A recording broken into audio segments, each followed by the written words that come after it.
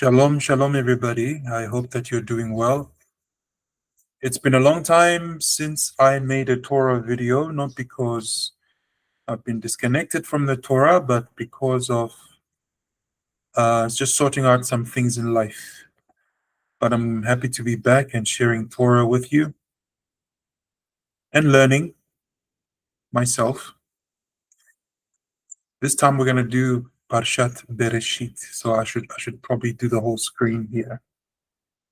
Should probably share the whole screen. We're going to do Parshat Bereshit. I hope that you've been well and blessed, and that the Moedim have been fantastic. Between life and Moedim, I couldn't record much, but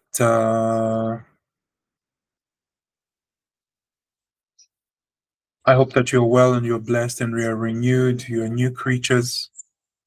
You've been recharged, rejuvenated, recreated, etc., etc. We're a little bit behind. I'm a little bit behind with the Torah cycle. Not in reading it, but a little bit behind in recording for the reasons I've mentioned. So we're going to go backwards to Genesis. And then we're going to catch up and go to Noach and then catch up and eventually get to Lech Lecha. But I want us to go backwards for the sake of production and recording. So anyways, let's go to Bereshit, the book of Genesis. This is where everything begins. And I'm just going to make my screen ultra magnified or ultra big to make sure you can read the letters. And I have my scribbles open. All right. So what I want you to understand, first of all, before we even read the Bible, I want you to understand where the Bible comes from. I assume you're an Israelite coming out of the churches, as I have come out of the churches. And you might have heard, or you might have learned the Christian way of looking at the Bible in a very superstitious way. Right. So Christianity looks at the Bible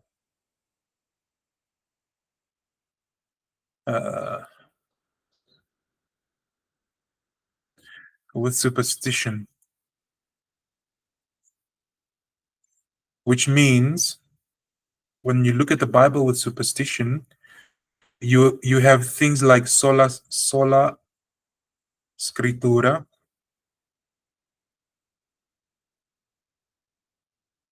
you have sola fides,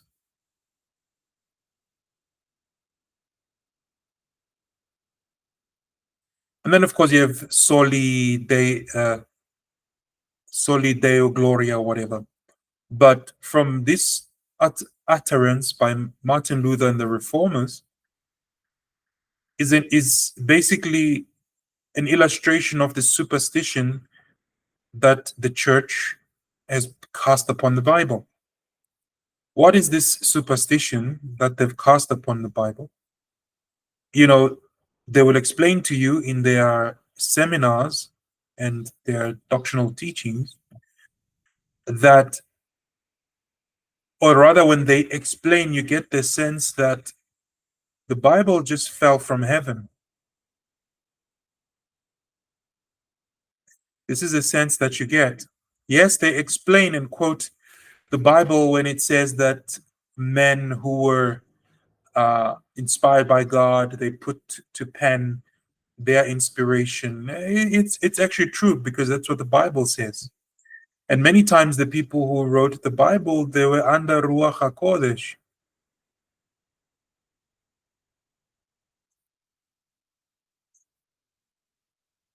Which means the spirit of holiness, or carelessly translated to the Holy Spirit.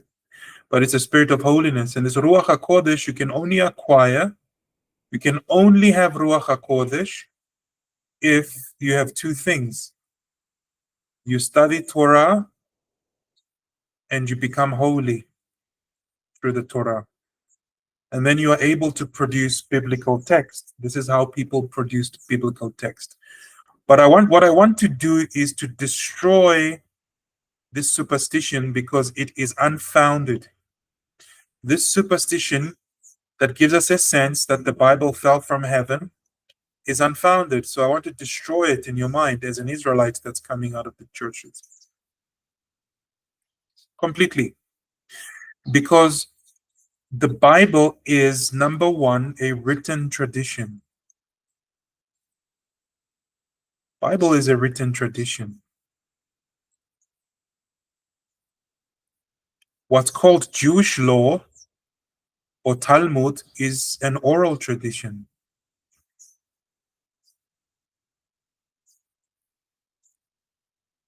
So when we are talking about the Bible, we are talking about two things, a written tradition and an oral tradition.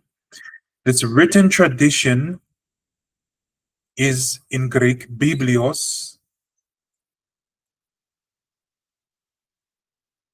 which in Hebrew correctly is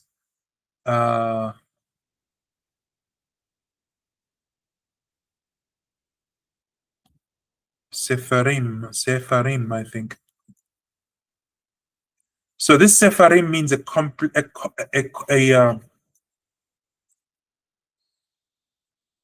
not a compliance, a compilation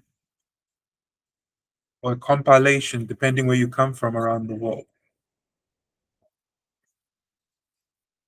So biblios is a compilation or compilation. I say compilation of biblios in Greek or Sepharim in Hebrew, which means a stack of books. Oral tradition is a decoder of the written biblios. So the biblios or the written Bible is basically the code. Written Bible is the code. Oral tradition, Talmud, and all those other things that Christianity rejects. This is the decoder. You can never have another decoder apart from the Mishnah. The Mishnah and Talmud. There's no other decoder. This is all oral tradition. In the English version of the Bible, you will find it says commandments. It says statutes. These statutes are oral. It tells you how to satisfy the written law. So you cannot separate them. The only difference is in the written tradition, you have 44 books, but it's the first 5 books of the Bible that are called the Torah that are infallible, which means there is no error whatsoever in their words. It is infallible. Moses went up the mountain and received these books from God. So they are absolutely infallible. During the 40 days, Moses was receiving these books, but also he was receiving the decoder, which is their explanation. So where am I getting with all of this? Where I'm getting to is this. First came oral tradition. Oral tradition is God teaching Moses the Torah or the Bible orally. And then Moses puts it to pen, he writes it down.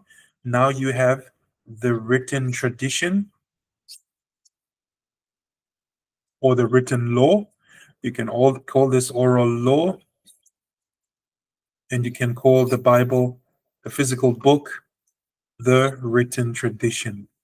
So don't put the cart before the horse and say sola scriptura.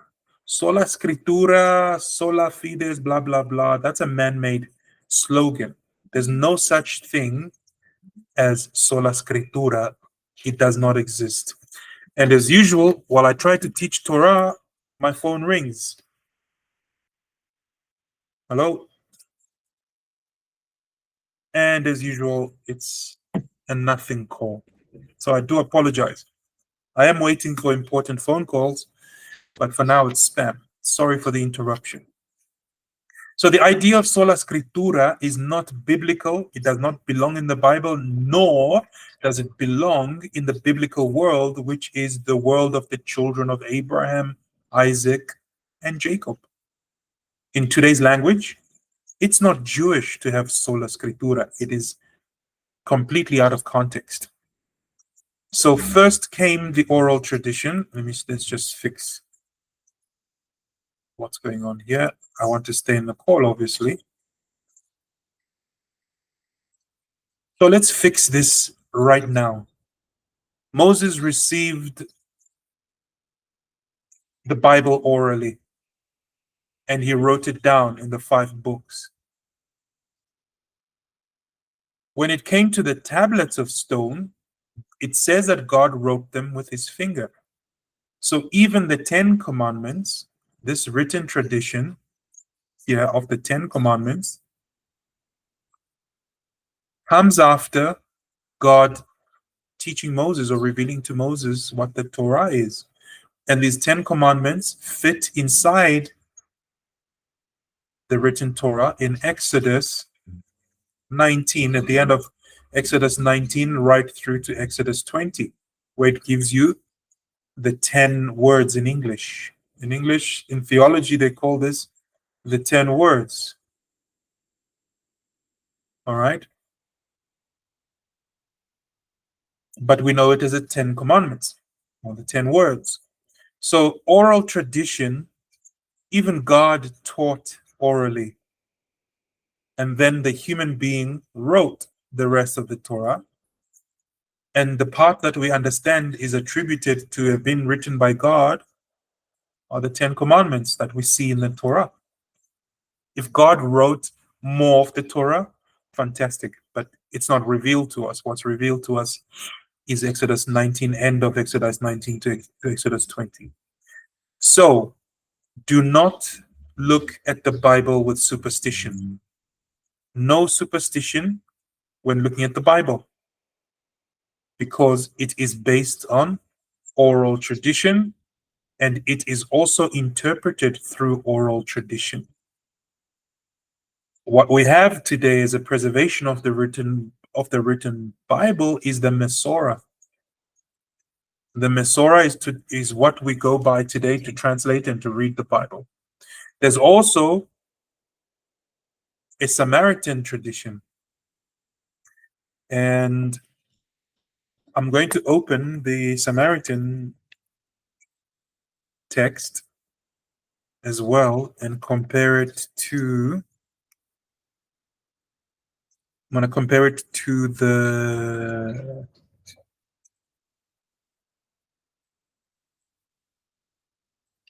Masorah. I have it here somewhere. The Samaritan version of the Torah.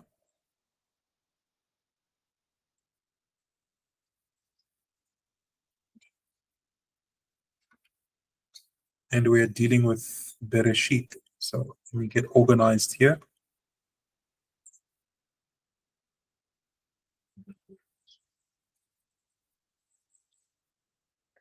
We'll compare the 2 Torahs as we go along. One from Gerizim, one from the Jewish people.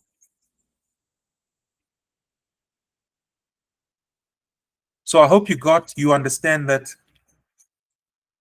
the written Bible is preceded by the oral Bible or the oral tradition. It's not the other way around. So let's clean this up, because I'm going to need this board again. I wonder if there's a faster way of erasing all of this. Can I make the eraser bigger? I think I can make the eraser bigger. Yeah, but it's not doing what I wanted to do. Oh, hold on. Let's make it much bigger so that we can make progress with erasing everything here. So I just wanted you to have that in mind and understand that the Bible didn't fall from heaven. It comes from oral tradition. So when the church says that the oral law is not biblical and it is not current, which means it's old, people shouldn't go by it, it's an absolute lie and a misunderstanding as well. I think I'm going to sneeze. It's a lie and a misunderstanding. It's superstition. And in the Torah, there's no room for superstition. Something is or it isn't. There's no gray areas. There's no superstition. There's no unfounded tradition. When I say unfounded tradition, it means the tradition must come within the oral and the written tradition, not from anywhere else. All righty. So, why? Let's go read the very first verse in the Bible, because we are dealing with Parshat Bereshit. It says here, Bereshit bara Elohim et hashamayim ve'et haaretz. It says here, the translation says, when God began to create heaven and earth. This is not a translation at all. I'll give you a translation. The translation here, let's actually write it down first. So the Torah says, Bereshit bara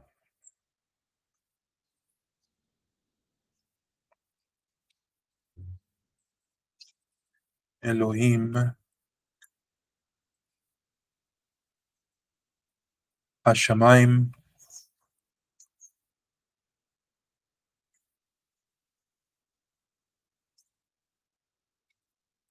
hashamayim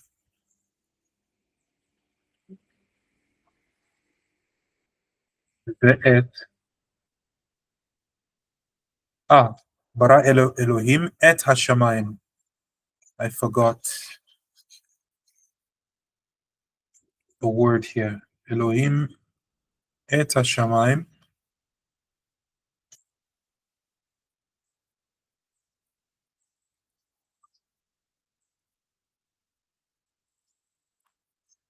And then it says ve'et haaretz.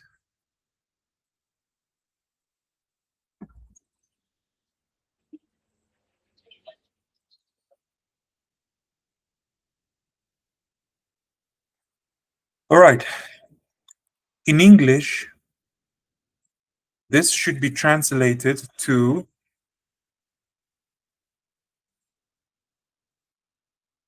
in. But I'm going to add a translation here that you probably never heard of. Inside. Not just in, but inside. Inside the beginning.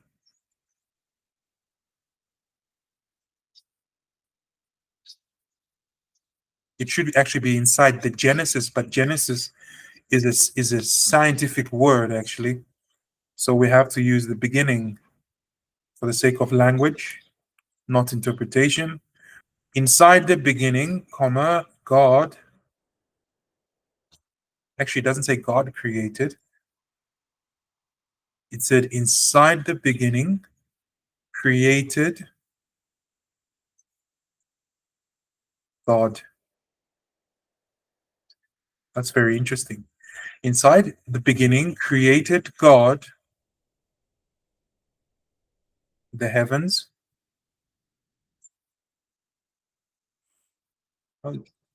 Oh, excuse me. Spring is coming, summer. I've been sneezing all morning. Inside the beginning, created God the heavens. And it says in English, the heavens and the earth.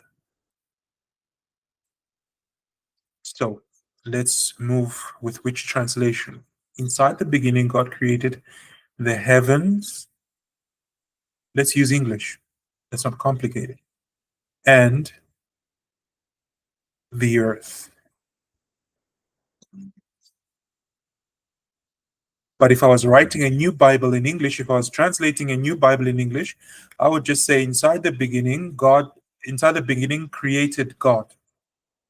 Then the heavens, and then the earth. This would be my English translation. I would add then and then. And I'll explain to you why I say then. There's an interesting phenomena that happens in Genesis chapter 1. First of all, the first alphabet of the Hebrew text is not bait. This is bait. The first letter of the Hebrew alphabet is Aleph, and its numerical value is 1 because it's the first letter of the Hebrew alphabet. Why does the Bible begin with bait? Right? Why does the Bible begin with bait? The Bible begins with bait. This is the first letter of the Bible, and finishes with Lamed, which is very interesting. The last letter in Deuteronomy is Lamed. So from bait to Lamed. The Hebrew alphabet is Aleph to Tav. The Bible seems to be the other way around. Why doesn't it begin with Aleph, and why doesn't it end with Tav is in the last letter in Deuteronomy? But instead, it's Beit and Lamed. Very interesting. So another thing to mark is Hebrew letters are equal. Hebrew letters are the same size. They fit in the same line. There are no capital letters in Hebrew, but the Bible is so special that it begins with a capital letter, which is a phenomena that shocks the Hebrew world. Because how can the Bible begin with a capital letter? But it does. It says Bereshit or Bereshit. This is a house. It's got a door, it's got a chimney and smoke, right? So bait, this letter bait is nothing but an inverted house.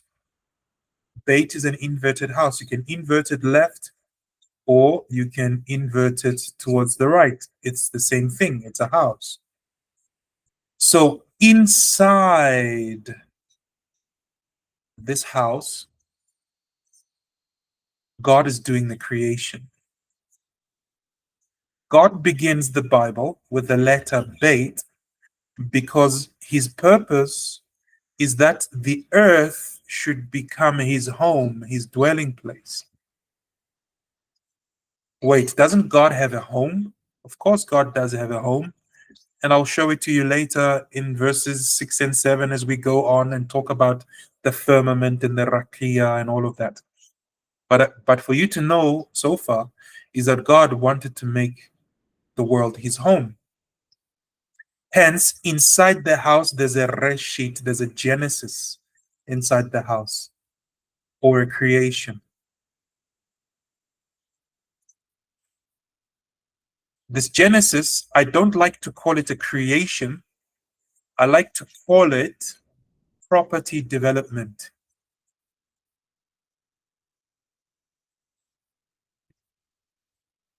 Why do I call it property development?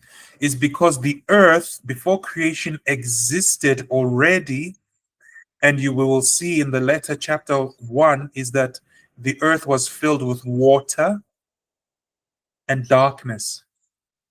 The planet, which is the rock, right? It's just a rock with magma and fire in the core. It was just water and darkness. So it was neglected real estate or blank real estate. So God, the property developer, is now developing the earth. The created in Elohim, in Bereshit bara Elohim, this bara means created, and it doesn't allude to the earth. This word created does not allude to the earth. It's not talking about the earth. So God wanted to make the earth his home, so he begins the Bible with Bereshit. And then what does God do? Inside the house, there's a Genesis. And then there is a creation of Elohim. I want you to understand me very carefully. God created Elohim. How does God create God? It's very interesting because Elohim in English, we say God. God is not the name of God, it's a title. Or we can call it a job description. Why are you giving me a star?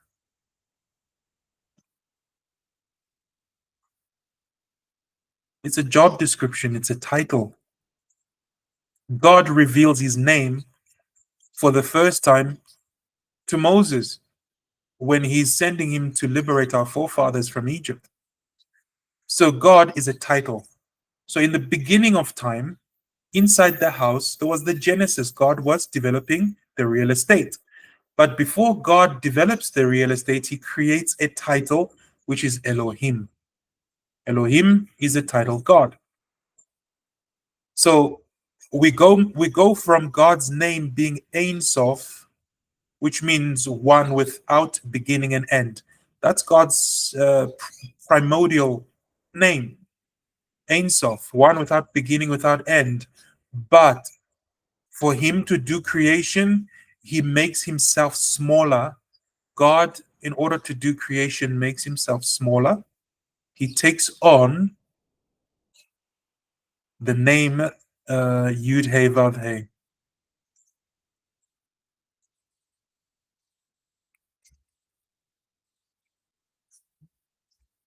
God takes on this name. So Ein Sof, the one without beginning of the end, makes himself small because he creates a title for himself. And that title is Elohim. It is the name Yud He Vav He.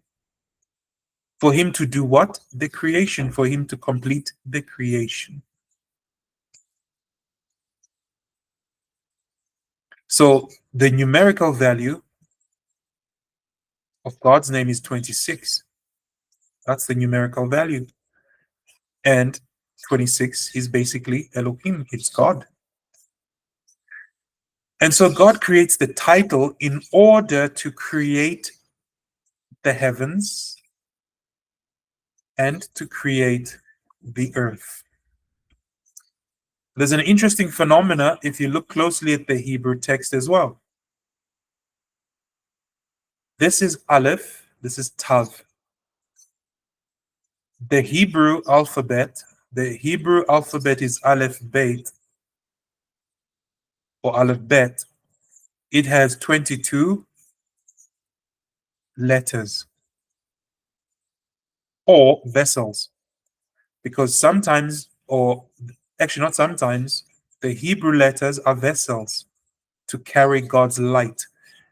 What does that mean? It means that Hebrew is a pictographic language.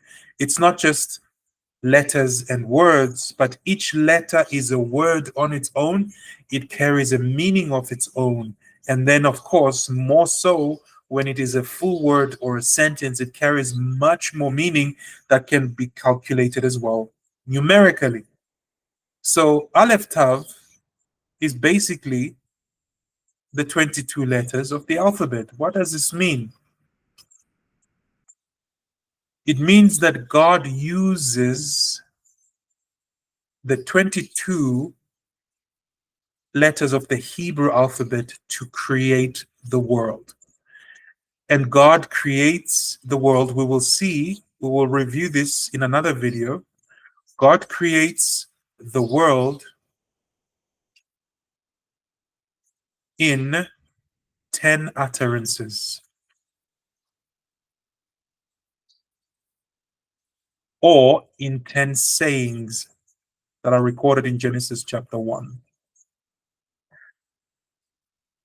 So the world is created by the kelim, by the vessels that are the 22 letters of the Hebrew alphabet.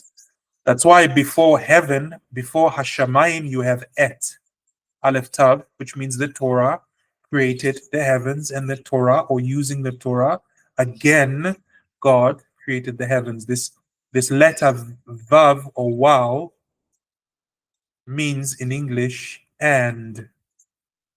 So if we come to my translation here, in English, it says, inside the beginning created God. We saw that. So the title God was created. Then it's missing that part, Et. The heavens and here as well is missing Et. Where is Et?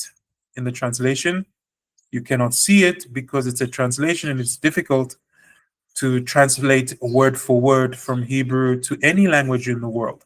So it's always better and best to read the Bible in Hebrew or find a Bible teacher that can read Hebrew or biblical Hebrew and help you with it. The church, I studied theology, Christian theology at a Christian university, and there's no desire to learn Hebrew at all, because the teaching in their world is that you don't need Hebrew to understand the Bible. And this is a very deceptive thing to say. You are deceiving yourselves. You are lying to yourself, because any translation, anytime that you translate from Hebrew to any language, so let's use English specifically, it can be an African language, it can be an Asian language, you actually lose 80% of what the Bible was saying in Hebrew. So translations are really no good if you cannot read Hebrew or compare them to Hebrew. So let's see how much information we have in Hebrew and how much information we have in English. I'm going to erase some of these things. You can rewind the video to go see what I was saying when I was writing some of these things. I just need more space to work with. You can also, one thing I cannot erase is God's name. So I think I've got enough space to illustrate here. Let's use a nice, pretty color like blue. There are 7 pieces of information in this verse because the Bible begins with 7 words. 1, 2, 3, 4, 5, 6, 7 words. So the Bible begins with 7 words. Before I get excited and tell you what it means, let's go to English and see what pieces of information do we get. So Bereshit is 1 word. Inside the beginning is all 1 word in English. So we have 1 piece of information. Bara, we have 2 pieces of information. So that's 2. Elohim, we have 3 pieces of information. And then the heavens, we have 4 pieces of information. And the earth, we have only 5 pieces of information. In English, we are missing 20% in this translation of mine. My translation, you are missing 20%. You see, even though I can read Hebrew and understand it, if I translate it to another language, I'm already losing valuable information. What did I lose? I lost the fact that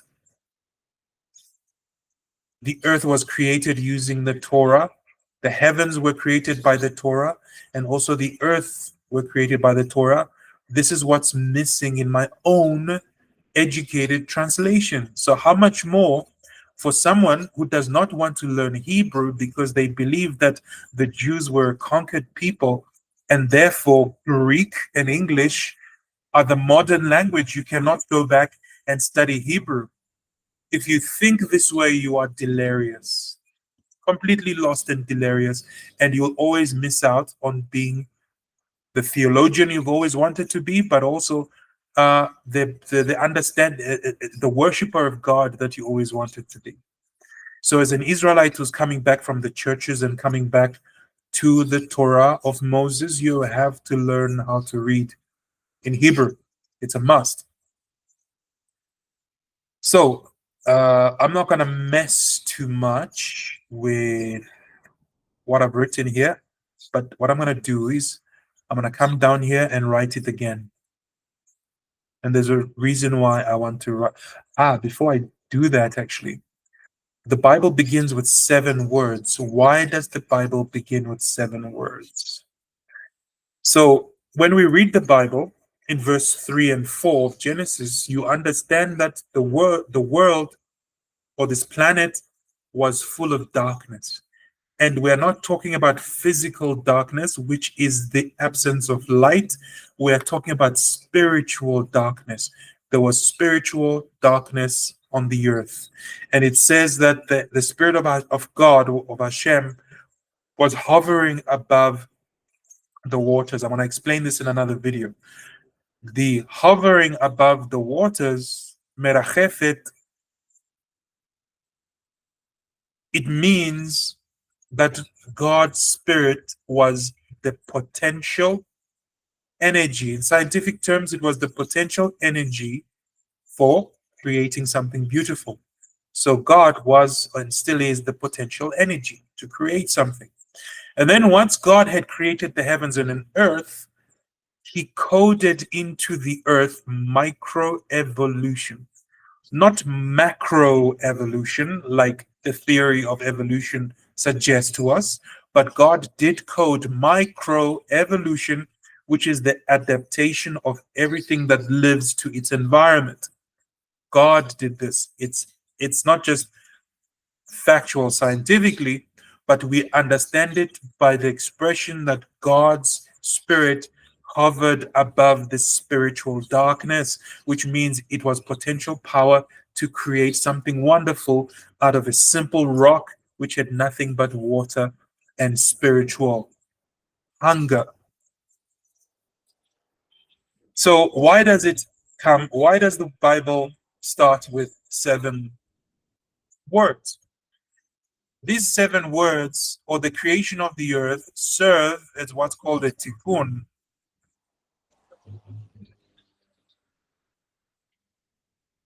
Tikkun ha'olam, which means, in English, the rectification of the world.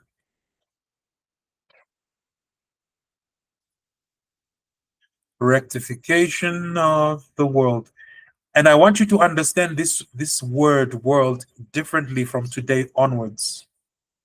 The world means 2 things: the heavens and the earth. So before we can talk about God rectifying the earth and make it habitable for himself, we must understand that there was damage that was done in heaven above. So in heaven, there was trouble. There was a damage that was done. And the tikkun, or the rectification, is in the development of the earth over here, which is the rectification.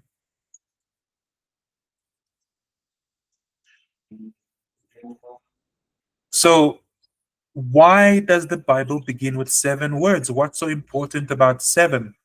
Obviously, the number 7 it means completion, or it means divine perfection. Completion, divine perfection. It can also mean renewal. I'm pushing it now, but it can also mean a redemption. I'm pushing it. The reason why I say it can mean a redemption is because the Sabbath, on the 7th-day Sabbath, is also a day of redemption and salvation and purification and rest and renewal. The Sabbath is connected directly with creation, because we are going to read in chapter 1 further in other videos, and God will say, or rather the Bible will tell us, that God rested on the 7th day and kept it holy and hallowed it. as a seventh day, as a Shabbat, as a Sabbath. So the Bible begins with completion, divine perfection, renewal, and the Bible begins with redemption. So in Christianity, you've heard something about a plan of salvation. Plan of salvation is absolute rubbish. There was no Jesus in the beginning. There was no Jesus in Genesis. And the Bible does not teach a Jesus that redeems or saves. It's only the Christian rendition of the Jewish faith, which is the New Testament, that suggests this. Plan of salvation does not exist, because the plan of salvation means that everything was perfect until Adam and Eve.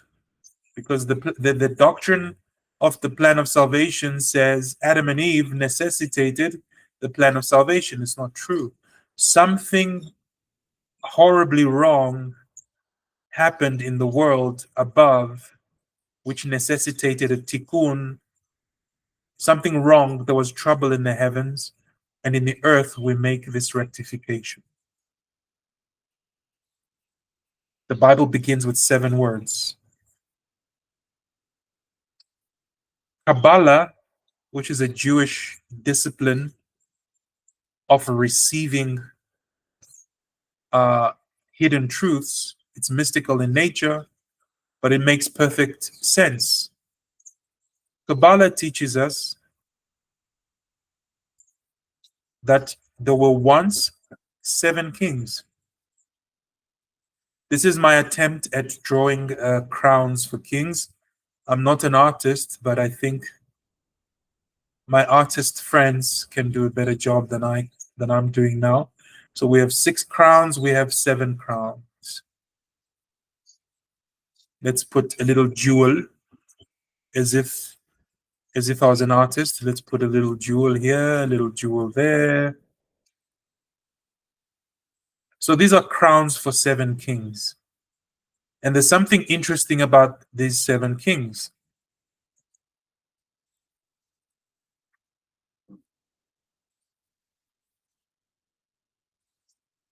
Let's see if I can count. 1, 2, 3, 4, 5, 6, 7. I apologize in advance for my teaching style. I'm a very, very methodical person.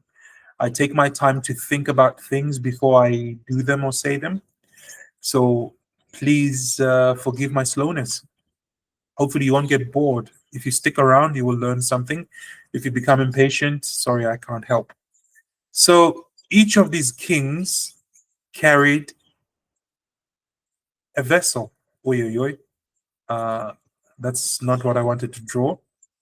A bowl or a vessel, right? It doesn't have cornflakes in it or cereal, but this is my rendition of a bowl, a container.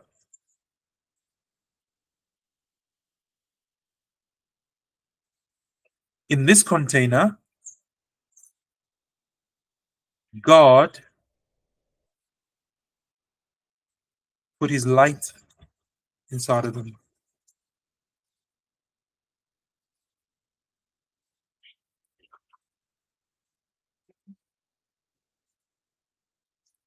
These 7 kings could not hold God's light. They failed utterly in holding God's light, which means they failed to become holy even before the earth was created. That's what I mean by there was trouble in heaven even before we can talk about the earth. There was trouble. And this is the trouble that necessitates the Bible to begin with 7 words. So these guys could not hold God's light, and they broke the vessels. They broke the kelim. They failed to be righteous.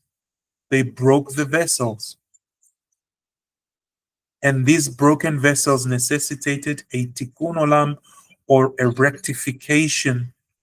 And then the Bible is born, not as a book, but the Bible is born as an oral tradition, which Moses then puts to pen as he had learnt it from God.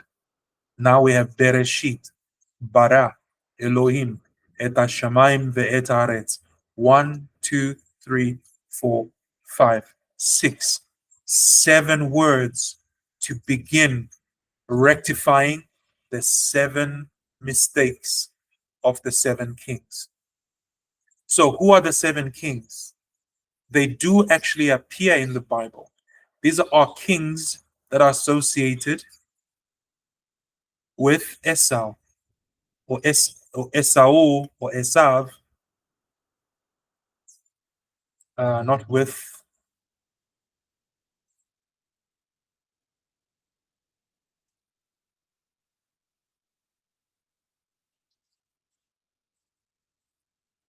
So Esav, Esau, I don't know, Esau in English, some people say.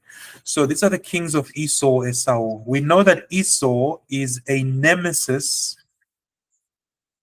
Why can't I write today?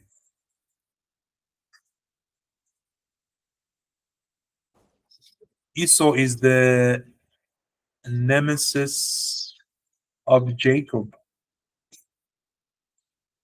his brother. Esau is Rome, Christianity,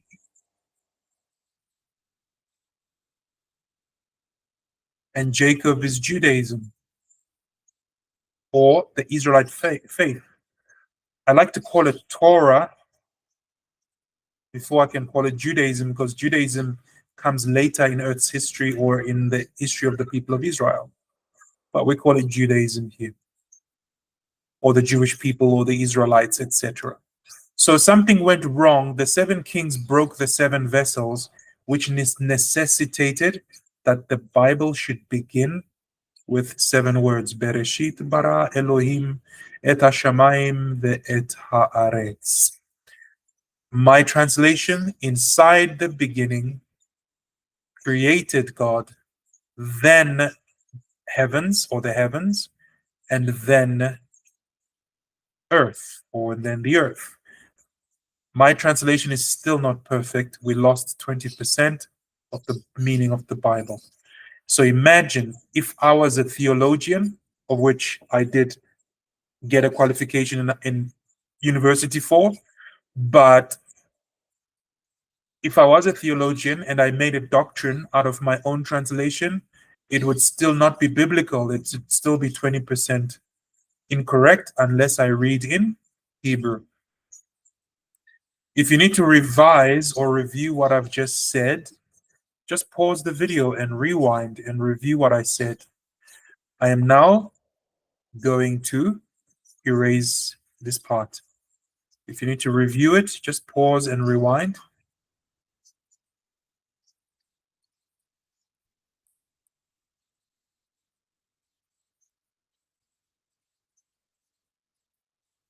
And thank you for your patience while I erase, taking my time erasing stuff. But also it gives you time to reflect and think, doesn't it?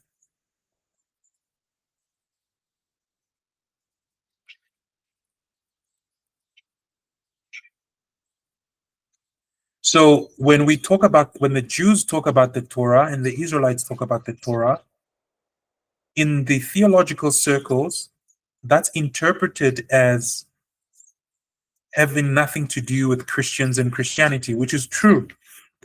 But the reason why they say that in the theological circles is because they are avoiding a Jewish interpretation of the scriptures. They are purposefully ignoring the original translation of the scriptures so that the church can provide its own translation of the scriptures, which is extra Judaic, which is extra biblical. It doesn't belong in the biblical world. So let me write in a fancy pen this time. Oh, there's a nice one actually. Again, the verse. So again, the Bible begins with a capital B. Bereshit. Bereshit bara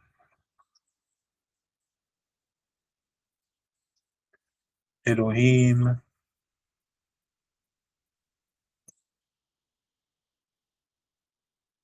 Et hashamayim.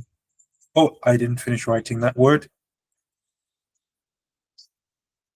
Bereshit bara Elohim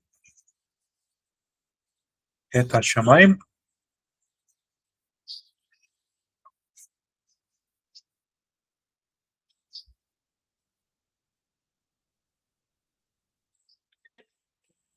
Ve'et haaretz.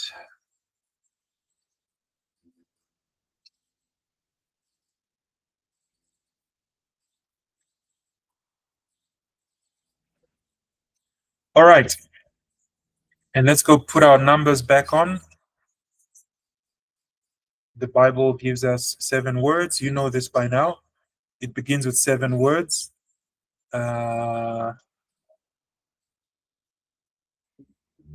6 and 7. Now, King David says something amazing.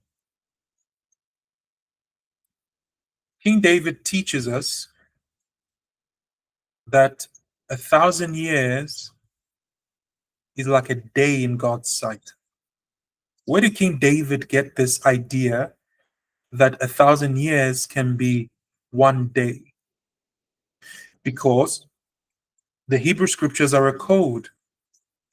So God, let me put them in a different color so they stand out really. So the Hebrew Bible is telling us that Bereshit has a value, not a gematria, no, but it stands for one day. God created the earth in 6 days. So God finished his creation here at number 6.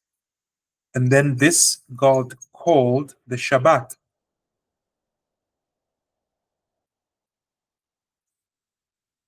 So one day is 1,000 years. So we have 1,000, 2,000, 3,000, 4,000, 5,000, 6,000, and 7,000. But actually, I want to make this look really, really nice so that it stays in your mind for a very long time. Let me use a small eraser and erase that and put it in fantastic colors. That's just me. I take my time when I study the Torah so that I teach it once and I learn it once and I never have to learn it again and again. I can just go from strength to strength. So I'm going to put a rainbow here. Fantastic colors for the 7,000th year, because that 7,000th year, Baruch Hashem, is a Shabbat. Praise God.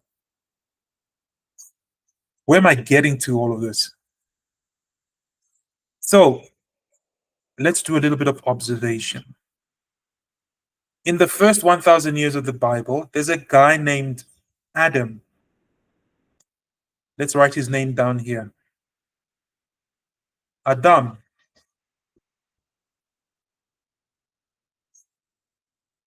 Adam or Adam lived for 930 years. Adam lived up until here. Adam lived and died here. Adam was 70 years short of turning 1,000. So with 930 years, what happened to the 70 years that he had left to make 1,000 years or to live to a millennium? Adam donated these years to King David. King David lived 70 years, which he was generously given by Adam. So in the beginning of the 4th century, King David is born. So King David is born here.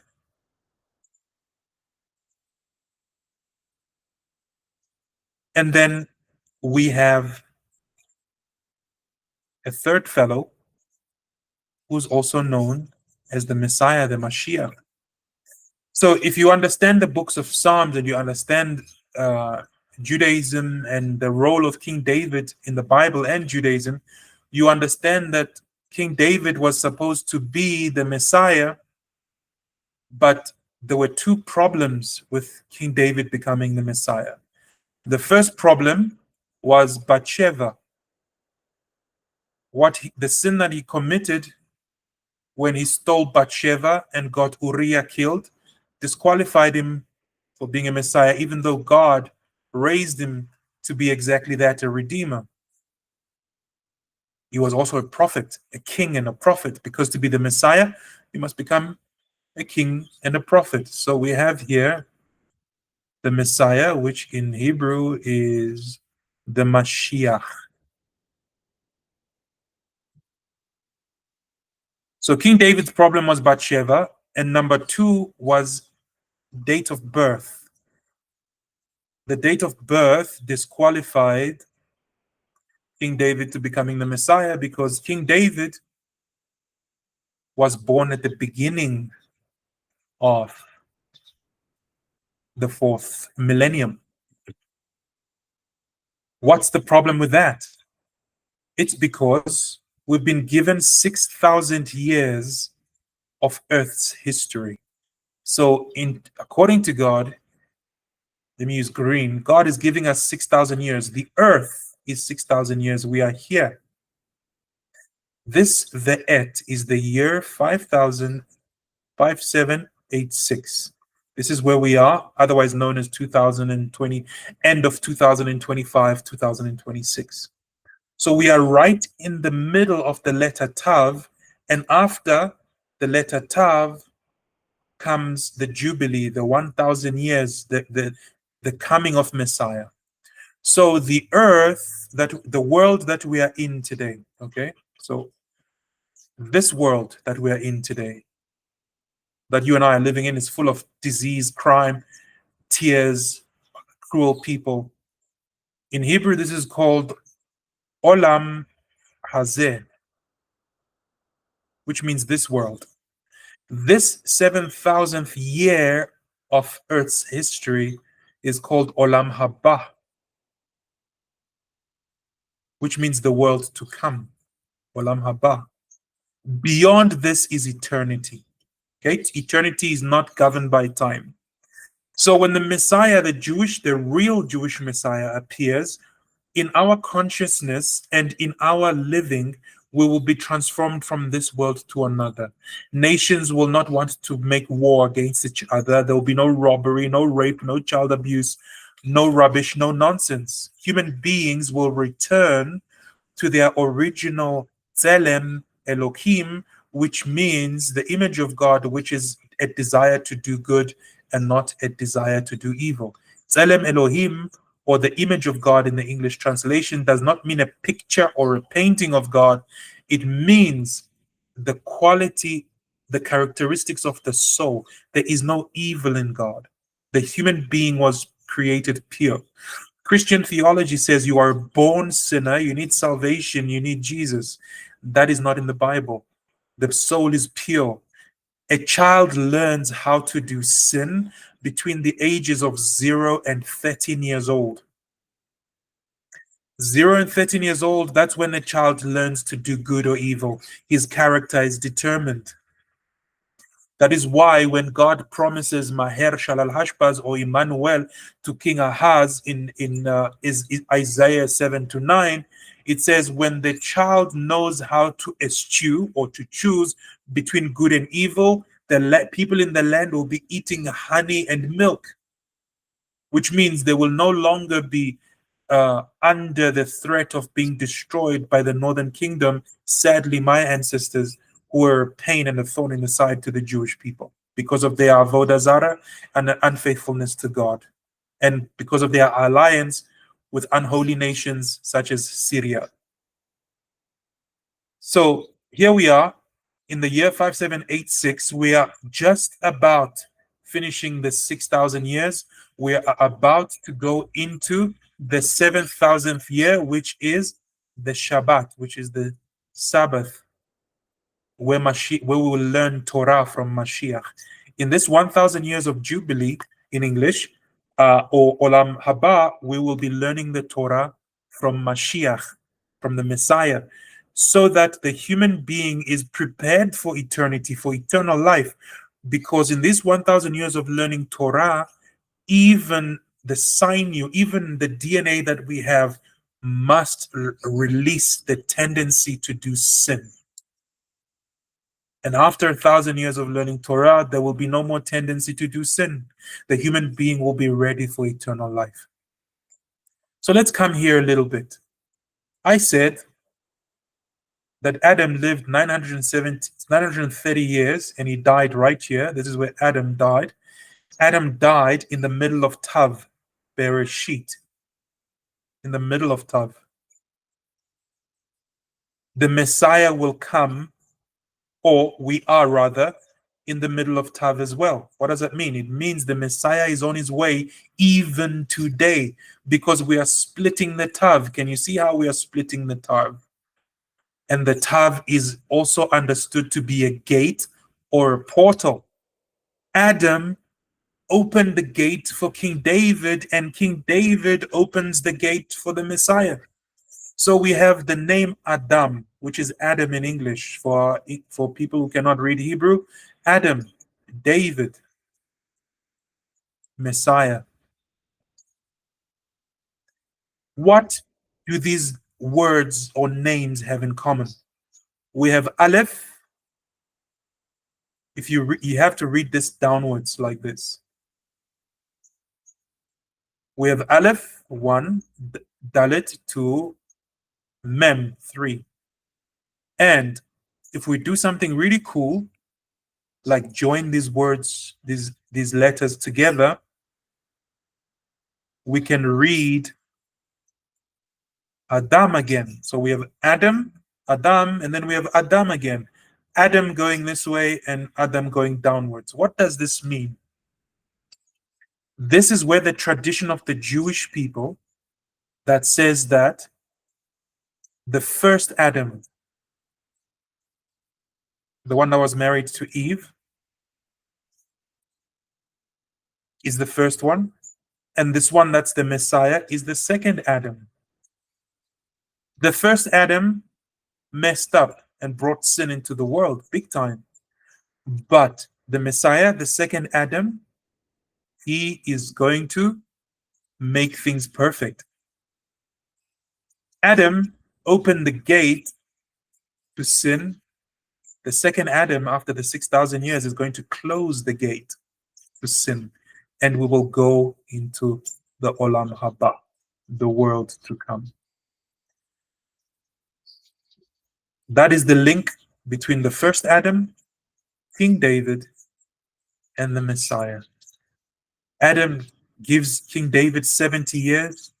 King David gives prophecy and kingship to King Messiah through the dynasty of the house of David. That is where the Messiah must come from, the house of David. I want you to pause this video and think about what I've just said, okay? What I'm going to do now is to erase this part so that I can have space. While I erase this part, I'd like you to pause and review what I've just taught you. Rewind the video in order to see and hear what I was talking about in this part. So I'm going to erase this because I need some space. Let's see actually if we're still recording here. Yeah, we're still recording. That's good.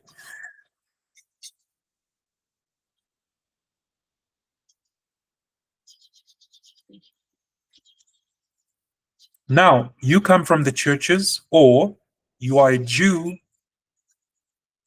and it's eating your conscience. What the missionaries are telling you, that Jesus is the Messiah, you missed out on the Messiah.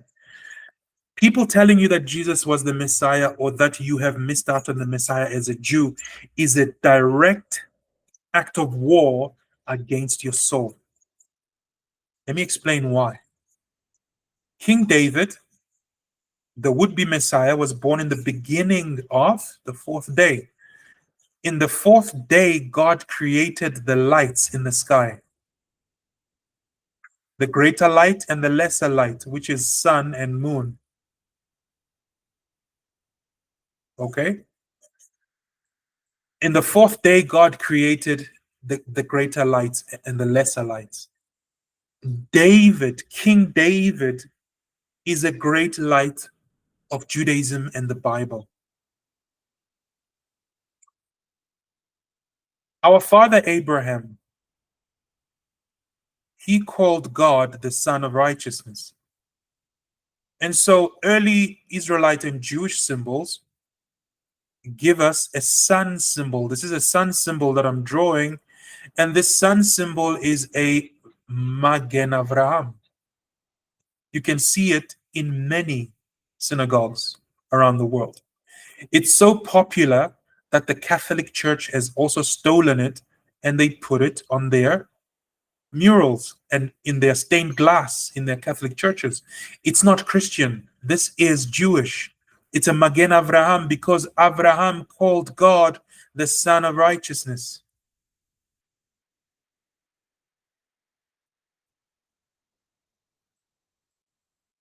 And King David wishes in the Psalms, he wishes that God would have the same close relationship with him and be a shield to David as well during his trouble with Absalom, the Philistines, and all the nations, the seven nations around him that were attacking him and giving him no peace and making war. King David says, I wish that God would be to me a shield as he was to Abraham. And this is where the Magen David comes from.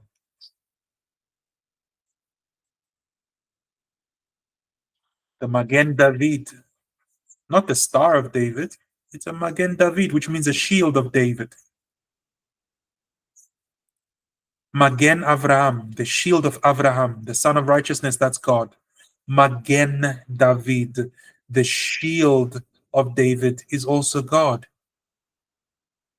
And that's why the Messiah is referred to as a star. So this is not evil. It's not an evil symbol. It's not satanic, as people have often said that it is.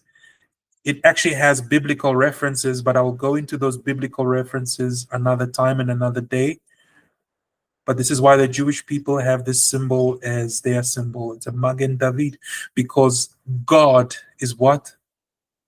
Is the shield of David. So Jews wear this around their necks to have God as their shield and their protector. The sun symbol is not for one to be scared of, because that is the theology of Abraham, that God was his shield, the son of his righteousness. And so David is born as a star, as a light, a great light, according to Genesis 1, when God created on the fourth day the lights of the heavens. There's King David. A certain Jewish rabbi named Yeshua ben Yosef ben Avraham, aka Jesus, was born at the end of the fourth day. Now, why do I mention him in a Jewish shiur, in a Torah study? It's because the Messiah must appear at the end of the 6,000 years. The Messiah must appear at this tav here. Remember, I said that the first Adam opened the tav, he opened the door, the portal to the first sin, which ruined the world. The second Adam does a tikkun by closing the door to sin. But also Adam opened the door to the Messiah to become the Messiah. Hence the link that I showed you between Adam, David, and Mashiach. This man, who was a Jew that the Christians worship, he was born at the wrong time, at the end of the fourth. millennium. The Messiah, according to the verse, Bereshit bara Elohim et hashamayim ve'et aretz, cannot appear on the fourth day or on the fourth millennium. The Messiah must appear at the end of the sixth day, just before Shabbat. Sixth day, that's Friday. The Messiah must appear on Friday. Once again, please pause the video if you need to. And if you didn't hear what I said, please rewind. I'm going to remove this part because I want to make one last illustration here for this video.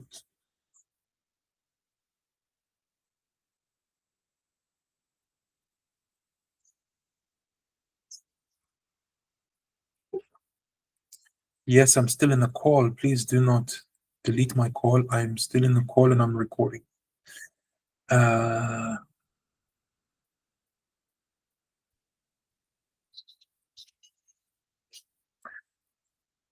So here we are. This guy that they say is Messiah, the Messianic Jews and the Christians, he was born at the wrong time. He cannot be the Messiah. The Messiah must come on the sixth day. So let's think about this a little bit. So we are in 2025, going into 2026. So let's go 2026 minus, no, actually, I'm doing it the other way around. It should be 5786 minus 2026. This should give us 214, but let me just check with my calculator.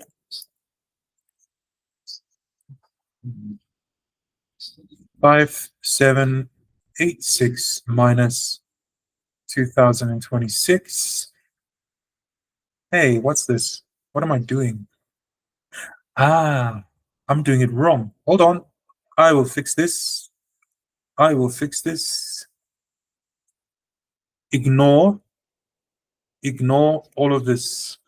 Let's do it again. I should be doing 6,000 minus 5786. All right, now let's do some mathematics.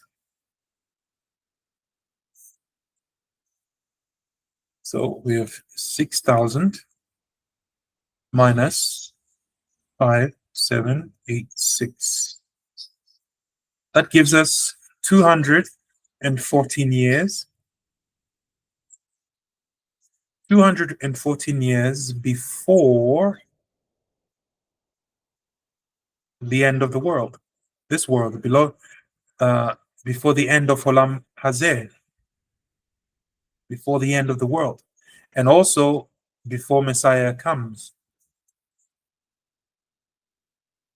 or before Messiah is obligated to come. Where is this 214 years? It's right here at the end of Tav, right here. This little period, which is the other half of Tav, that is the 214 years. So we had 1, 2, 3, 4, 5, 6, 7 words to begin Genesis, and therefore 7 days. Day 1 is finished. Day 2 is finished. Day 3 is finished. Day 4 is finished. Day 5 is finished, and we are in the half of day 6. The other half is the 214 years that's left before we go into a Shabbat or the 7,000th year. So world history is pretty much spent. We are right at the end of the 7th day. But look at this. The Messiah cannot travel on Shabbat. So if you ask me what time is it in Earth's history, time in Earth's history is Friday afternoon. Friday afternoon, 2.5 hours before Erev Shabbat, which means the Sabbath Eve, Erev Shabbat, and before Kabbalat Shabbat, before the receiving of the Shabbat. And so at exactly 2 hours before, the shofar needs to sound. In Jewish tradition, the shofar is sounded some 2 hours before the sun sets to say to everybody, stop your melachim. Is it melachim? Oh, no, melachim could be angels, right? I'm looking for a word for work or chores or tasks. I forgot the word. I'm sorry if I said melachim because those are angels. I'm looking for a word for works or chores. So 2 hours before the shofar must sound and all the chores must be done. Every Jew is ready. The table is set. Everybody's got the candles, the wine ready to be lit. Everybody's going to have receive the Shabbat in the synagogues. The men are praying and waiting for Erev Shabbat to do Kiddush, etc., etc. According to the Midrash, according to Jewish understanding and parables, the coming of the Messiah is preparing us for a wedding feast. We are going into a wedding feast, a supper. This wedding feast is Erev Shabbat. It's nothing but a Jewish table that is set with all kinds of delicious food. The only difference is we'll be sitting there with King Mashiach at this table. And of course, God's presence, the Shekhinah.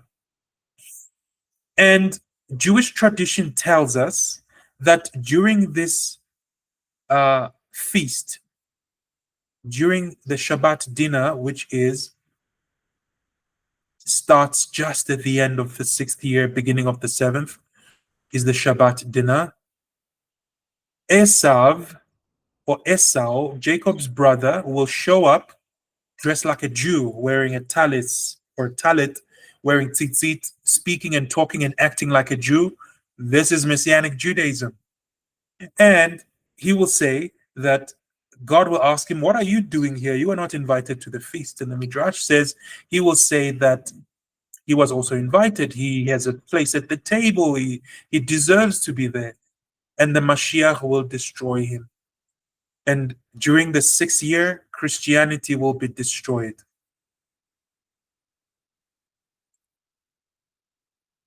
Christianity and world governments, which is basically the European Union plus America, they will be destroyed. Because now the new government in town is going to be a Jewish government, Mashiach, and all the nations of the world and the people that are redeemed from the nations of the world will come to Jerusalem to worship God, to pay homage to Mashiach, and to live in Olam Haba. These are the people who kept the 7 laws of Noah, the Noahide laws, people who held on to the Jews for the truth, the people who chose to believe what the Jews were telling them in correction to what they read in their own man-made Bibles. It's a sad truth, but Christianity as an institution and the world government will be destroyed because they are one, they are Rome, they are Esav.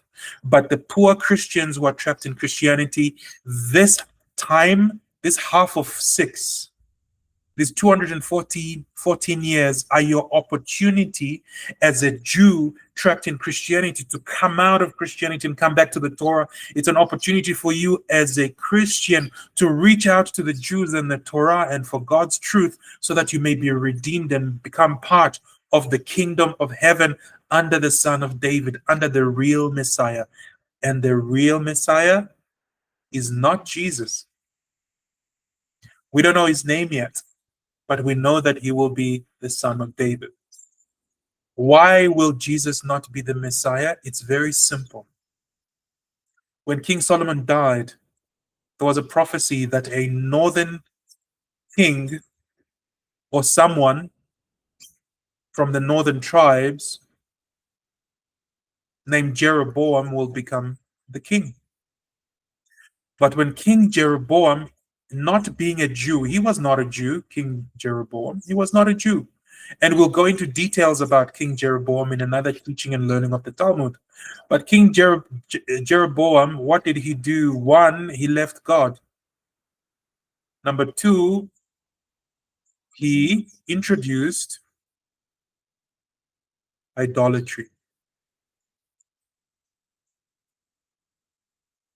King Jeroboam is not from the house of David, he's from the house of Joseph. And because King Jeroboam left God and introduced idolatry, at his death, God said that he will not have a resurrection. King Jeroboam will never have a resurrection because of his two sins, to introduce idolatry to my ancestors and to turn his back on God. And so the lineage of Joseph, the line of Joseph, is cursed. It can never produce a king of Israel or ever again. And Jesus, his name was Yeshua ben Yosef ben Abraham.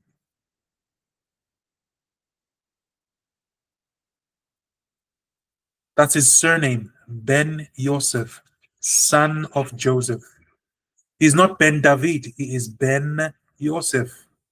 There will never be a Messiah or a king that comes from the house of Joseph because of King Jeroboam and his insults against God, which is turning away his back on God and introducing idolatry. In the New Testament, to trick Jews to believing that he is the Messiah, he is called Ben David. That is a lie, and that is an insult. That is idolatry. He was never Ben David. He was Ben Yosef. In a separate teaching about the Messiah, I will explain in depth more things that disqualify Jesus from being Messiah. So we are not waiting for the second coming of Jesus at the end of the sixth day. We are waiting for the first appearance of the Messiah. May it be in our days, even now, quickly, as we say, Amen. Hope you enjoyed this shiur. May it be a blessing to you. If it was a blessing to you, you are most welcome to contact me and buy me a beer or kiddush wine for you to show your gratitude. But if you don't, I don't hold it against you. Do as your heart tells you to do. What I want is for you to know the truth, to be blessed, come back to the Torah, know God, and to serve God. Until the next video, keep well.